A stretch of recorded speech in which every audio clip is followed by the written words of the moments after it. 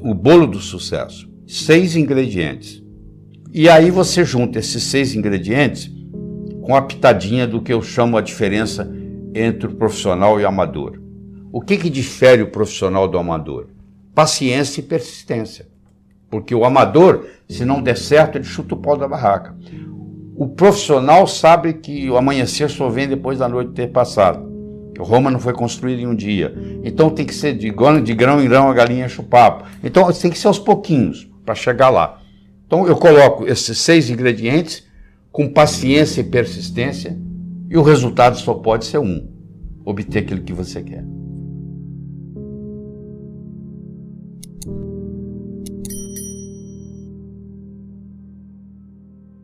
O primeiro ingrediente é você ter uma boa autoestima. Se você quiser mais, você tem que sentir merecedor de mais. E para sentir merecedor de mais, escuta, você tem que subir a sua autoestima. Eu tenho uma boa notícia para você, ótima. Ela não é feita de cimento, ela não é feita de aço. A autoestima, ela é feita de linguagem. Do mesmo modo que ela foi construída linguisticamente, ela pode ser reconstruída linguisticamente. 3 mecanismos, muito simples. O primeiro é o diálogo interno. Você já percebeu que nós temos uma conversa dentro da nossa cabeça? O tempo todo falando com a gente? Essa que está perguntando que conversa. Exatamente essa. Olha o poder desse diálogo. Eu vou pegar uma tábua de 40 centímetros de largura, 20 metros de comprimento, vou colocar no chão, no solo. Vou convidar você para caminhar de uma extremidade para outra da tábua. Tem problema? Tem? Não. Eu vou pegar essa mesma tábua, vou colocá-la entre 2 postes e vou convidar você para atravessar de um poste para outro. Fisicamente, você consegue, não consegue? Você andou na tábua quando ela estava no solo, mas por que você não anda? Porque na hora que você pisar na tábua lá em cima, vai ter um diálogo que vai entrar e dizer, ó, cuidado, você vai escorregar, cuidado, você vai cair, etc. Você não anda. Aconteceu algo, houve uma conversa, esse é o diálogo interno. Se você observar esse diálogo interno, ele é um reflexo da sua autoestima. Então, se você quiser modificar a sua autoestima, um dos modos é modificar esse diálogo interno. Essa é uma maneira. A outra maneira é o processo da visualização, é você visualizar. A neurociência mostra que uma visualização bem feita, o cérebro não sabe se você está imaginando ou se aquilo está realmente acontecendo. Então, uma visualização bem feita tem um impacto duradouro no seu cérebro. E terceiro, a nossa postura corporal. O modo como nós carregamos o corpo.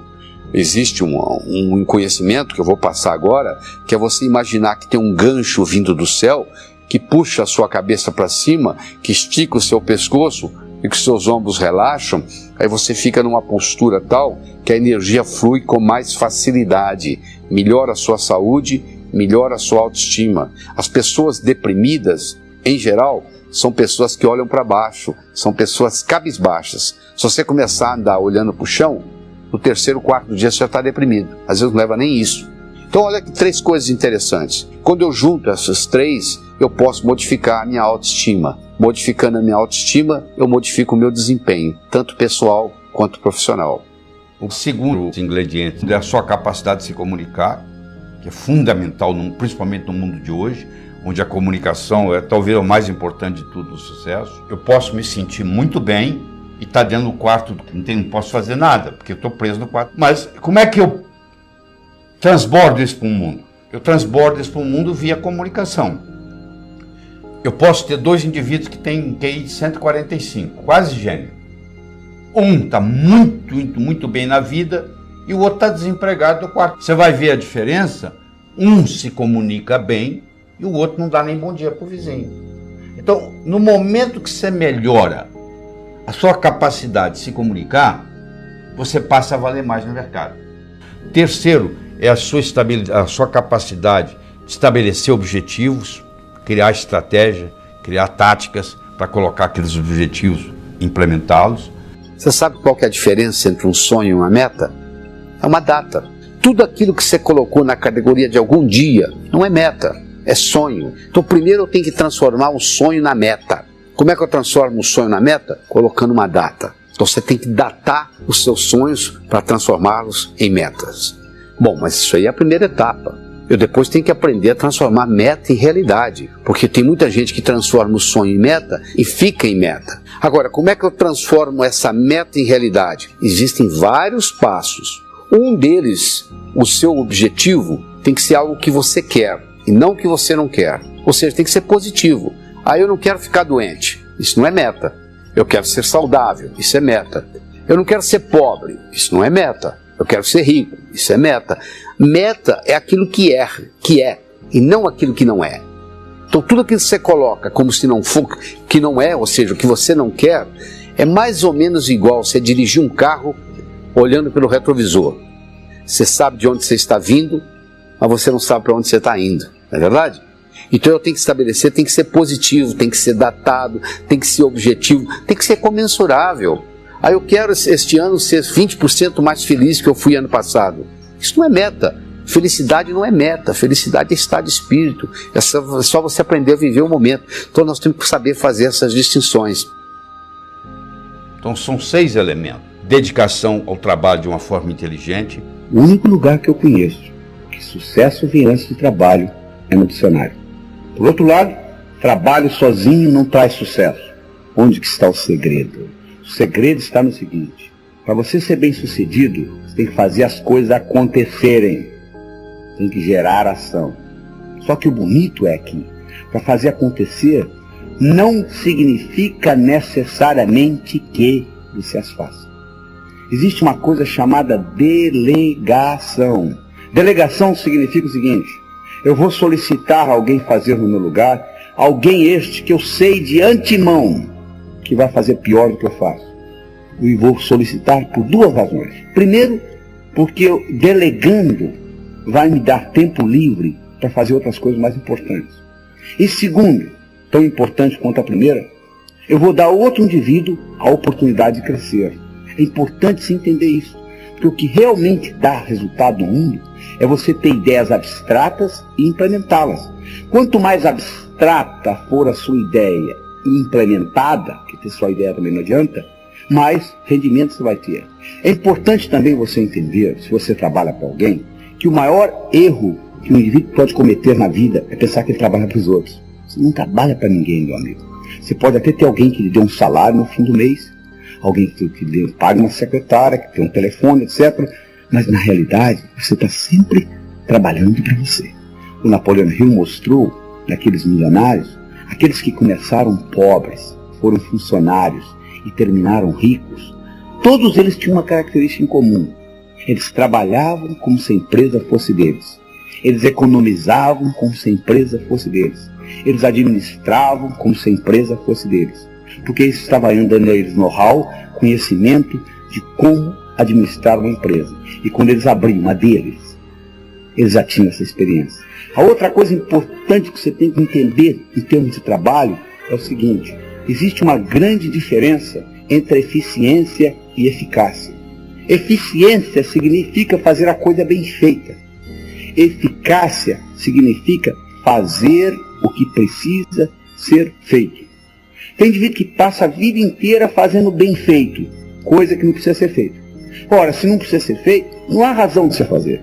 Eu acho que todas as vezes que você for fazer alguma coisa que envolva tempo ou dinheiro da sua parte, você tem que parar e questionar: isto é realmente importante ou não? Se a resposta é não vá perder tempo colocando isso. O que conta não é o que acontece com você, mas como você responde ao que acontece com você. Posso ter 2 indivíduos que vieram da mesma família. Um acha que a infância foi uma maravilha, o outro acha que foi um inferno. O que conta não é a sua experiência, é como você reage à experiência que você tem. E essa percepção é a sua atitude. A sua atitude determina isso. Então nós temos uma atitude do indivíduo que é otimista e uma atitude do indivíduo que é pessimista.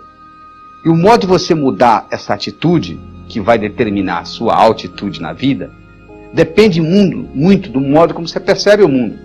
Depende muito do que nós chamamos de paradigmas. Ou seja, a percepção que você tem do mundo. O paradigma está para nós igual a água está para o peixe. O peixe que nunca saiu da água, ele não sabe que existe água. Porque só vai saber que existe água quando ele souber o que não é água. Ou seja, quando há uma mudança de paradigma, há uma multiplicação de possibilidades. Ou seja, aquilo que era impossível na sua vida, com a mudança de paradigma, passa a ser possível. Mas só que a nossa tendência é continuar com os paradigmas antigos. Então o que hoje é impossível na sua vida, é impossível baseando-se no paradigma que você vive. Então por isso que essa atitude positiva, de você estar sempre vendo os dois lados da coisa, é muito importante. Então ter uma atitude positiva e a sua ambição saudável. Hoje melhor do que ontem, amanhã melhor do que hoje. Ambição não é a mesma coisa que cobiça, são coisas diferentes.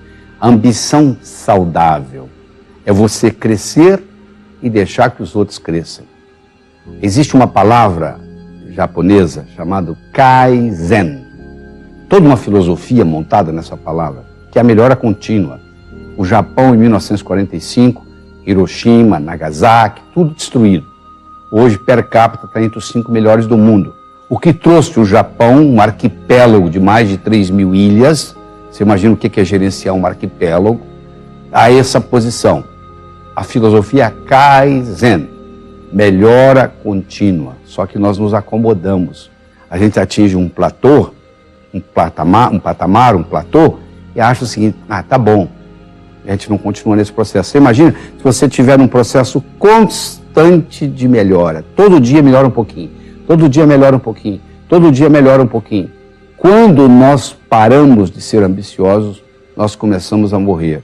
Nós sabemos que uma pessoa começa a morrer quando os seus louros, o seu passado, as suas recordações começam a ficar mais importantes do que as suas ambições. Uma pessoa que começa a falar muito no que ela já fez, do que o que ela vai fazer, você sabe que ela é muito orgulhosa do seu currículo que já passou. O currículo é uma coisa do passado, que já aconteceu. Eu não quero saber o que você fez, eu quero saber o que você vai fazer daqui para frente.